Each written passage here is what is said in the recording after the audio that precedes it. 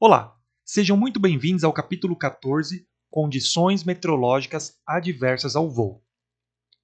Antes de lermos o briefing, peço a todos que deixem o seu like, ativem o sininho, compartilhem o canal e se inscrevam.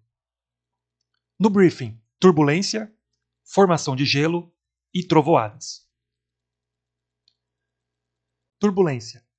Para uma aeronave em voo, a atmosfera é considerada turbulenta quando há irregularidade no movimento do fluxo de ar, resultante de vários fatores, tais como aquecimento diferenciado do solo e obstáculos naturais.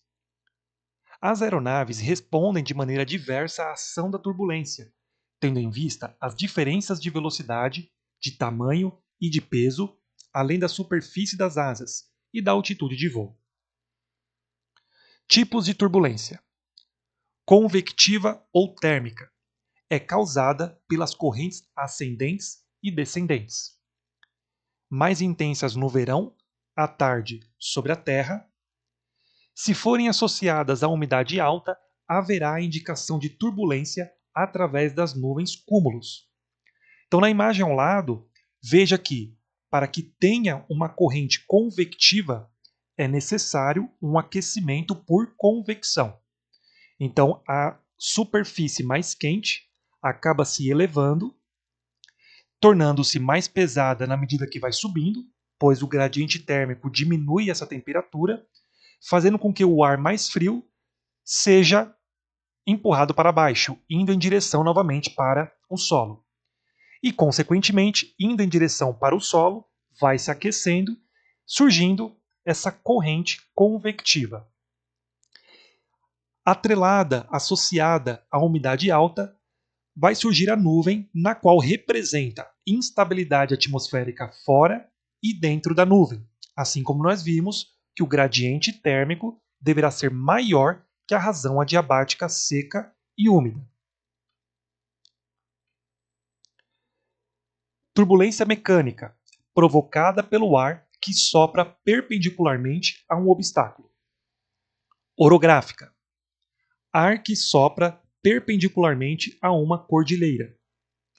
Ocorre a sotavento e a sua intensidade é em consequência da velocidade do vento e da altura do relevo.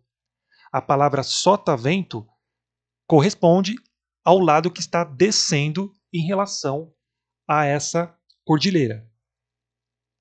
Ocorre as ondas estacionárias, também conhecidas como ondas orográficas ou ondas de montanha. Então, nuvens rotoras.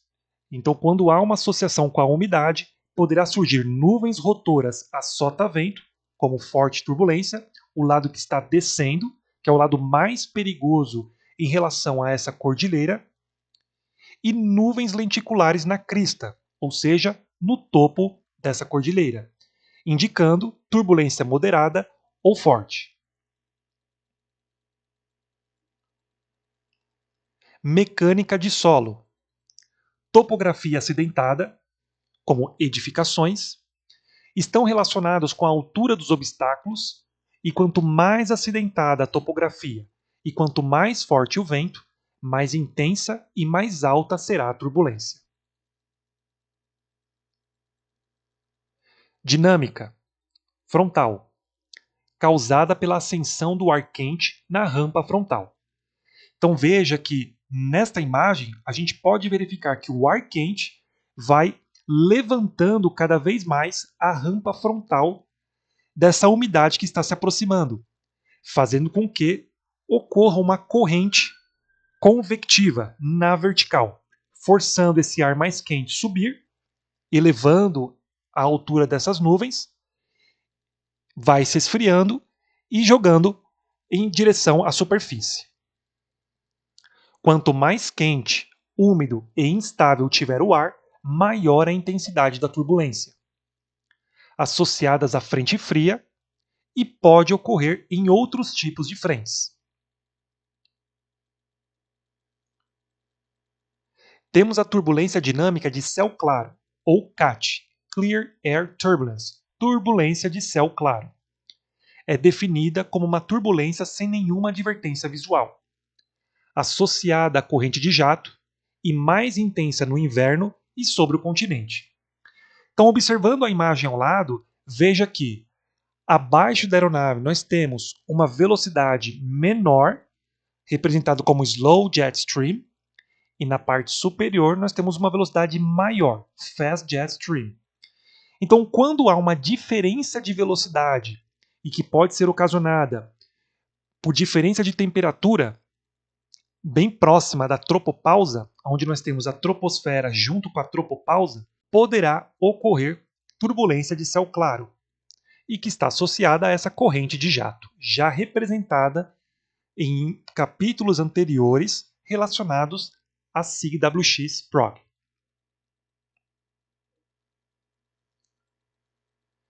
Temos também a turbulência wind shear, que se chama cortante de vento, tesoura, variação brusca da direção e velocidade do vento. Pode gerar também o microburst, que são mais violentos, tendo um diâmetro de até 4 km, e ocorre em qualquer nível de voo, sendo mais perigoso em baixos níveis, como pousos e decolagens. E o reporte de wind shear, WS, ocorre da superfície até 2.000 pés de altura. Então, na imagem ao lado, veja que em momentos críticos como pousos e decolagens, não dá tempo da aeronave se recuperar se passar por este fenômeno. Então, esse fenômeno está associado a uma nuvem que está ao mesmo tempo precipitando, e em caráter de pancada de chuva, e essa corrente que vai gerando vertical, justamente pela precipitação dessa água, vai fazer com que aumente a velocidade desse ar e, ao mesmo tempo, direcionando, tendo várias direções de vento. E isso pode ocasionar um distúrbio na asa da nossa aeronave, não dando tempo de se recuperar em baixas alturas.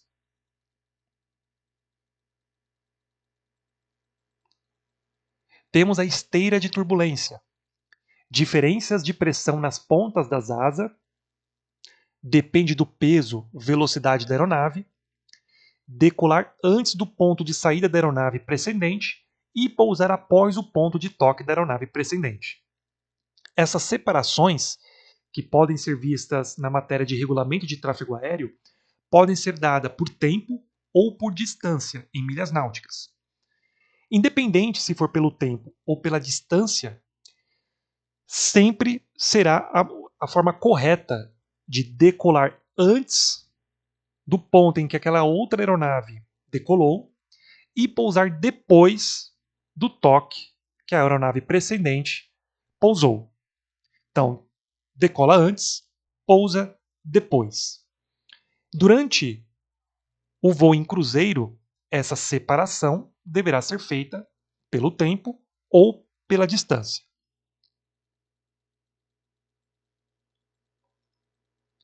Informações meteorológicas: SIG-WX-PROG e METAR-SPECE.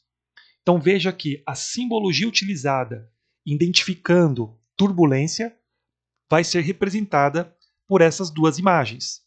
Acima, turbulência moderada, abaixo, turbulência severa. Quando, por uma aeronave reportar wind shear, esta informação será codificada nas informações suplementares do METAR-SPECE, pela abreviatura WS. Então veja, no reporte meteorológico abaixo, essa informação sempre vai estar reportada no final da informação de pressão. Então nós temos ali QNH 1015, HPA, e o wind shear, R vem da pista, então runway, e o número da cabeceira, 09. Então, se aqui fosse o caso, pista da direita, seria R, runway 09, R, right, ou left, ou central. Formação de gelo. Outro fenômeno que traz riscos consideráveis à atividade aérea é a formação de gelo. Ela afeta a aeronave tanto nas partes internas quanto externas. Nas partes internas, o gelo se forma no tubo de Pitot, nos carburadores e nas tomadas de ar estática. Externamente, a acumulação de gelo ocorre nas superfícies expostas do avião, aumentando seu peso e sua resistência ao avanço. Condições de formação de gelo. Deve estar voando através de água visível na forma de chuva ou gotículas super resfriadas. Temperatura do ar e da aeronave deve ser igual ou inferior a 0 graus Celsius. Em muitos casos, as gotículas de água dentro da nuvem atingem temperaturas de menos 20, podendo excepcionalmente chegar a menos 40. E quanto menores forem essas gotas em suspensão, mais baixas temperaturas suportam. Tipos de formação de gelo. O primeiro tipo é gelo claro, que pode ser também conhecido como cristal, liso ou translúcido. Oferece maior perigo, é denso e transparente, desprende-se com dificuldade, altera o perfil aerodinâmico, não se congelam instantaneamente, permitindo a acomodação do corpo líquido antes da solidificação total, temperatura entre 0 a menos 10 graus Celsius, grandes gotas, ar instável e nuvens cumuliformes. Então veja que, por se tratar de um tipo de gelo mais perigoso para a atividade aérea, está associada a nuvens cumuliformes, que são nuvens de significado operacional. Um outro tipo de gelo se chama gelo escarcha, que pode ser conhecido como opaco, granulado ou amorfo. Gelo leitoso que se forma em presença de gotículas menores. Nas nuvens estratiformes, associadas ao ar estável, poderá encontrar o gelo escarcha entre 0 a menos 10 graus Celsius. Em ar instável, associada a cumuliformes, menos 10 a menos 20 graus Celsius. Congelam quase instantaneamente e altera o perfil do bordo de ataque das asas, diminuindo a sustentação. Temos a geada. Deposita em finas camadas. Adere aos bordos de ataque, para-brisas e janelas da aeronave em voo. Não pesa e nem altera os perfis aerodinâmicos. Afeta a visibilidade do piloto e ocorre quando a aeronave, após passar bastante tempo em área muito fria, em grandes altitudes, cruza regiões com alto teor de umidade, ocorrendo a sublimação do vapor. Os locais principais da formação de gelo: sistema de carburação, asas e empenagem, hélices, tubo de Pitot e antenas. Informações meteorológicas. Ao lado, a gente pode verificar a simbologia utilizada na carta SIG-WX-PROG em relação ao gelo. Na parte superior, gelo moderado em aeronaves e na parte inferior, gelo severo em aeronaves. Trovoadas. Conjunto de fenômenos que se produzem associado a uma nuvem cumulonimbus, CB. Este tipo de fenômeno meteorológico constitui-se um dos maiores riscos para a atividade aérea, pois é responsável por uma série de fatores capazes de comprometer a segurança de voo. Durante uma trovoada, podem ocorrer fenômenos como ventos fortes, granizo, relâmpagos, turbulência, formação de gelo e chuva intensa. Estágios da trovoada. Primeiro estágio, cúmulos, ou estágio de formação. Primeira fase do ciclo, predominância de correntes ascendentes, diâmetro entre 3 a 8 km e topo entre 5 a 8 km. Então, na imagem ao lado, a sua primeira formação, que nós podemos chamar de cúmulos, veja que, por estar se tratando de convecção, que é um tipo de aquecimento, e tendo umidade atmosférica elevada, o ar convectivo vai alimentando o crescimento dessa nuvem. Por isso que a predominância será correntes ascendentes, como a imagem ao lado. Segunda fase, chamada de maturidade ou madureza. Correntes ascendentes e descendentes. Então, da mesma forma em que essas correntes ascendentes continuam aumentando cada vez mais a altura dessas nuvens, surgem as correntes descendentes decorridas da queda ou da precipitação da água, das gotículas em suspensão. Então, pelo processo da coalescência, ocorre esse peso e, não podendo mais se sustentar dentro da nuvem, acaba precipitando. Essa precipitação ocorre numa velocidade elevada, fazendo com que gere wind shear ou microburst. Ou seja, essa água, essas gotículas de água, elas não repousam sobre a superfície. Simplesmente elas são golpeadas contra o solo, gerando essa diferença de velocidade e direção. Podem gerar trovões e turbulência, é o estágio mais perigoso, provoca wind shear, tem um diâmetro de 10 km e topo entre 8 a 20 km. A última fase, que é o estágio da dissipação. Ascendentes enfraquecem. Então, por ter o equilíbrio de temperatura, fazendo com que aquela região não tenha mais um aquecimento exponencial em relação ao início a qual surgiu aquela nuvem, e, consequentemente, essas correntes descendentes vão diminuindo. Na parte superior da nuvem, ainda possuem correntes ascendentes. Porém, essas correntes ascendentes, e também se tratando de que em elevadas altitudes não será mais possível ter o processo de umidade, essas nuvens vão cada vez mais aumentando horizontalmente em seu topo, gerando outro fenômeno. Então, ventos fortes no topo das nuvens e cirros em forma de bigorna. Tipos de trovoadas associadas a massas de ar são aquelas que ocorrem no interior de uma mesma massa de ar. Convectivas ou termais. Formam por convecção. Nuvens cúmulos se transformam em cumulonimbus.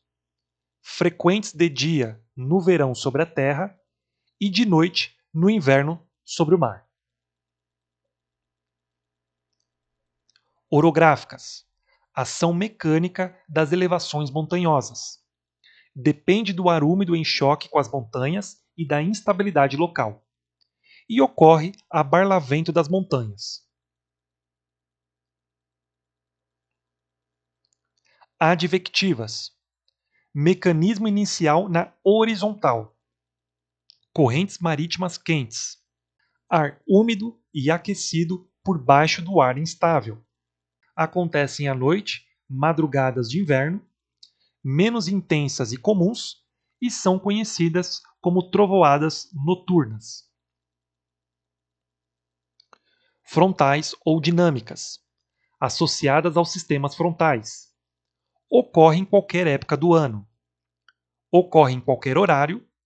Se formam na ITCZ e linhas de instabilidade. É mais intensa nas frentes frias, mais severas e violentas nas linhas de instabilidade e mais estáveis e raramente ocorrem na frente quente. Tempo associado a trovoadas: turbulência, granizo, gelo e relâmpagos. Debriefing: turbulência. Convectiva, nuvens cúmulos.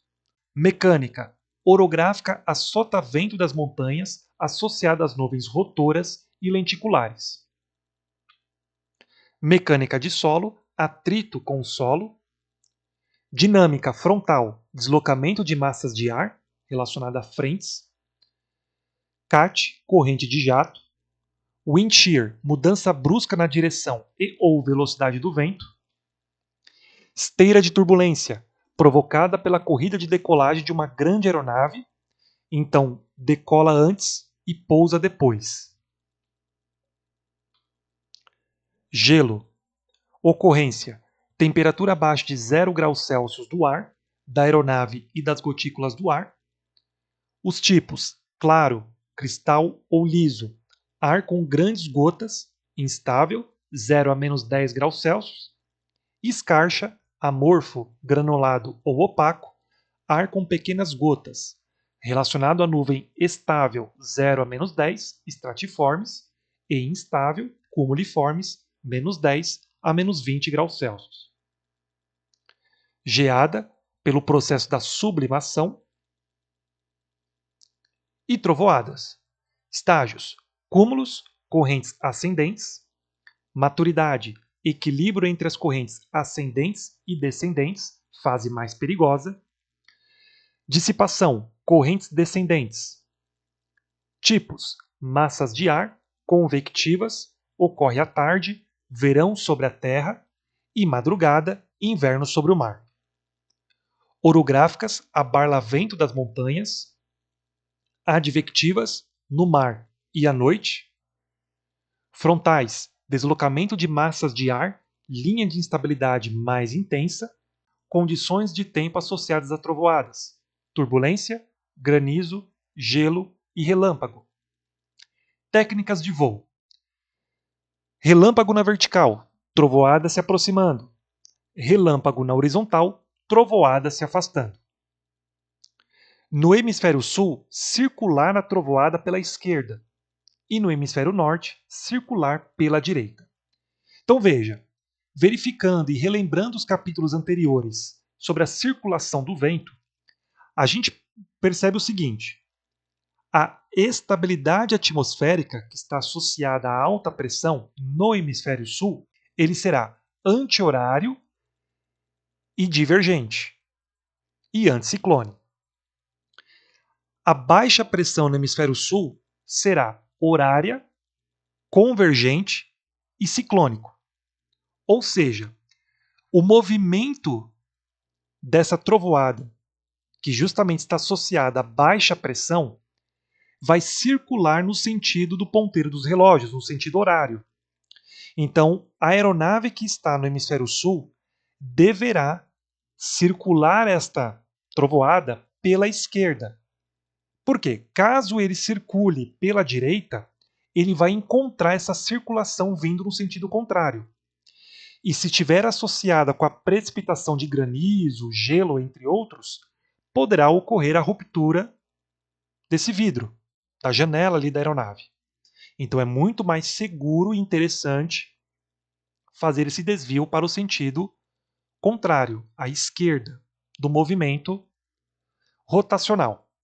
No hemisfério norte, a representação da instabilidade atmosférica vai ser anti-horária e ciclônica.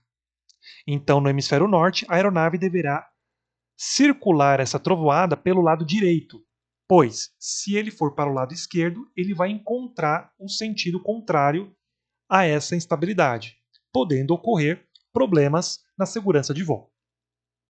Com isso, finalizamos nosso 14º capítulo. Até a próxima!